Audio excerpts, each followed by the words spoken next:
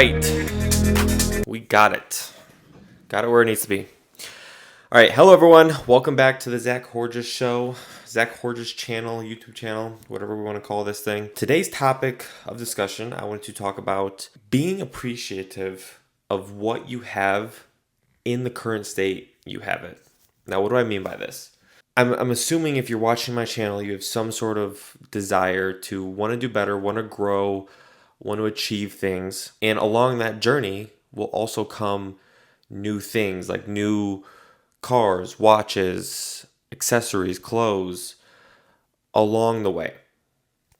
And it's great to have these sort of goals. And I have them too. I have my aspirations. I have my dream car.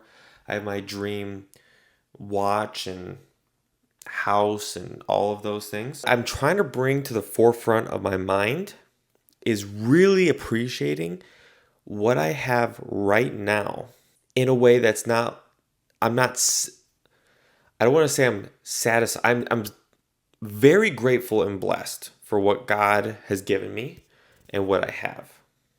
Not saying that I'm content, but I feel an overwhelming sense of appreciativeness, if that's a word. And I'm trying to ground myself in the thought process, in the idea of what I have right now. I want to really appreciate it. I want to take care of it. And I know one day this will grow into something. Maybe it's not my top pick at that time, but it will grow to the next level and the next level. And I want to really appreciate each of those levels. And I feel like a lot of us, and really I'm just speaking from my own experience, but I feel like I tend to only look for what's the pinnacle. Like the pinnacle is I have my dream car, which varies every single day, but like a Aston Martin Vantage or a BMW M3 Competition, right? We'll just stick on the realm of cars. And so I look at that as I will be happy once I get that. But the car I have now, a 2015 Dodge Dart GT, I absolutely love it. 100,000 miles on it. I love this car for the position in life I am in. I love this car because I have my own car and God blessed me in a way that I can get to A and B and do the job I have with the car. And in that sense, the car is perfect. And I really want to hone in on appreciating what I have right in this moment, still admiring the things I will get in the future and what the future holds and what God will present and give me in my walk of life, but really appreciating the things I have around me. Like I live at home with my parents at the moment. I'm always admiring like getting my own condo or house and being able to organize it the way I want, be able to not have to film these YouTube videos in my bedroom, but I'll have my own guest room or office that I'll be able to film it, right? And I can have those aspirations, but still be really grounded and grateful with what I have now, the ability to live at my parents' house and not have to pay rent, the ability alongside that to even be with my parents at the age that they are.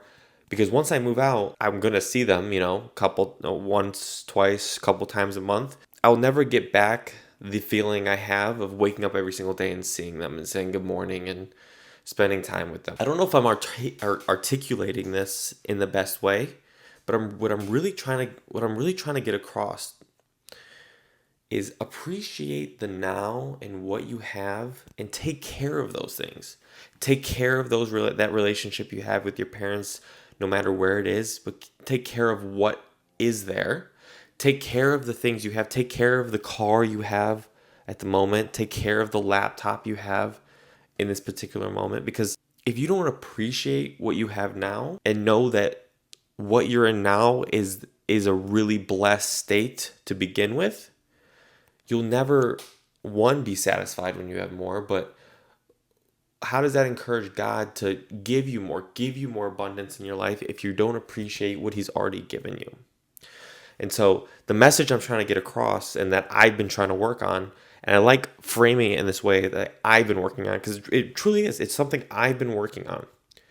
And I don't come at these videos from like most self-improvement, help, finance type YouTubers or people that I watch come from the perspective of, this is how you do it, this is what I did, etc., etc. They're coming from like they did it, and then they're coming back to your level to tell you what to do.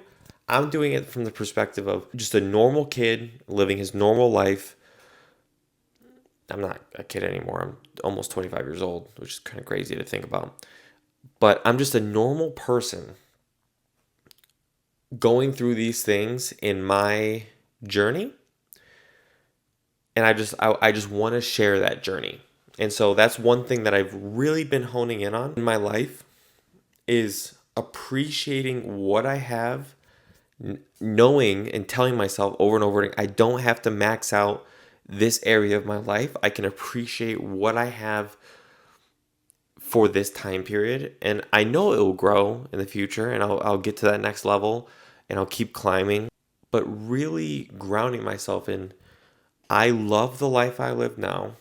I love the journey I'm on now. Sometimes you don't even have to, like, to love your life. You don't even, it's not I will love my life when I'm at this position, because that just defeats the whole purpose, because you'll be forever chasing a new point in life, a new destination, a new car, a new milestone.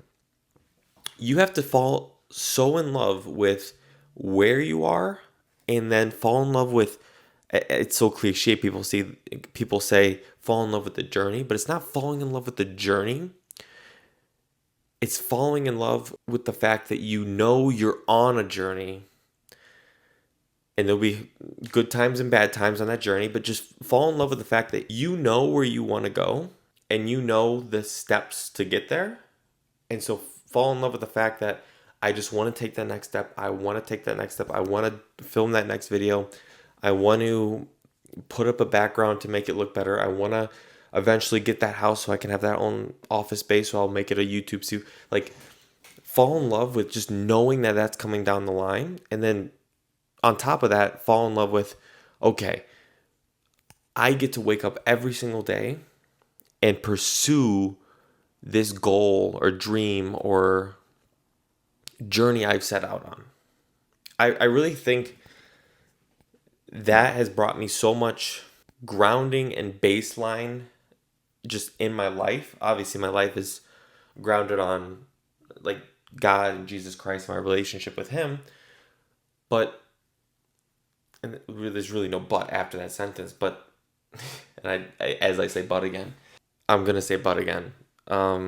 Then focusing in on where I want to go, like really, I spoke this in the last video, really write down where you want to be, and then put a roadmap of like, if I want to be here, what do people that are there, what did they do to do that? And I'm envisioning in my head, because I have to bring it back to me all the time, because this is just the way I get thoughts out is just connecting it back to my journey, but connect this back to whatever you're trying to do. If you're trying to be a professional athlete, right, you're going to have to practice and learn these different skills and do these different camps and get in front of these certain people. Mine is making YouTube initially a side hustle, but making it a full-time thing. And that comes with filming these videos, coming up with ideas, editing, keep even if I got 7 views on my last video, 7 view video, 7 view video, 8 view video, 9 view video, and compounding those views over and over and over. And it may take a year, 2 years, 3 years with no success, no breaking off point, none of it. But I'm falling in love with the journey, but the fact that I'm on a journey. I know this will be successful. When? Who knows? but I have to do the things necessary to allow it to become successful. And I think when you put yourself in that mind state of appreciating where you are and what you have, you start to get excited about the future and not anxious and not like upset with where you are compared to where you think you are. No, I'm trying to articulate this better. When you put yourself in that appreciative mindset and that you appreciate the things you have, where you are, it takes away that, it makes your life, I'm butchering this completely, but it makes what you're doing in your everyday life so much more exciting, because you're excited to go to the next level and hit that next milestone. And oh, nice, I hit 100 views this video. Like, that's a milestone. I hit 500 views this video. That's a milestone, right? Versus getting in that like self-doubting, the word is eluding me right now, but the mindset of, oh, this video only got 7 views. This video didn't get 1,000 views, or this video didn't get 1,000 views. I only have 40 subscribers. Like, think of it like I'm on the journey and I hit 40 subscribers. I can't wait for 100. And then when you get to like, oh, that's amazing, I can't wait. Versus I should already be at 1,000 subscribers. I did a whole year last year where I said that was my goal, was to get to 1,000 subscribers, and I didn't hit it. And instead of now looking back and being like, I should already be there, this is so, I can't wait until I have that, because then I'll feel more established. Like, be just excited that you're on the pathway there, and the results will come eventually. The new car will come eventually. The new house will come eventually. But it only comes when you're doing the things needed, and you want to be able to live in that moment and just not always be living for the future, and live in the moment and just know you're on the journey, and the stuff you have are the tools in your toolkit that will get you there. And yes, you upgrade those along the way, but that's not the point. The point is enjoying the journey that you're on and appreciate the things that you have to help get you there. I hope this made sense. I was trying to articulate it in a way I probably should have condensed and gathered my thoughts before, but literally my notes for this was one line. It was one line, video idea, and it was going to be this. And I think that's how I'm going to start. I know I go back and forth on this. I keep telling myself I'm going to have a script out, but I don't want to follow a script. I want to know what the video idea I'm talking about is. And then me freeballing it every single time, I will get better at that next time, and I'll get more concise the next time. Going off the cuff and making a video and public speaking and speaking in front of someone or two people without a script is very hard for the first time. But people who do it over and over and over again are the people who get good at it and can do it on the fly. And you never get better at that if you don't just keep doing it. So that's what I'm doing. Maybe I'll change my opinion on this again in a couple videos and maybe do a little bit more bullet pointy. And who knows, there could be a happy medium in there that I'm not seeing. But anyways, if you listen to this whole video, thank you for listening to me yap for, I don't even know how long this has been, 10 minutes, maybe 8.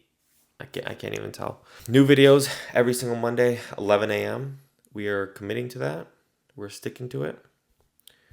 And yeah, I'll catch you guys in the next one. Thank you.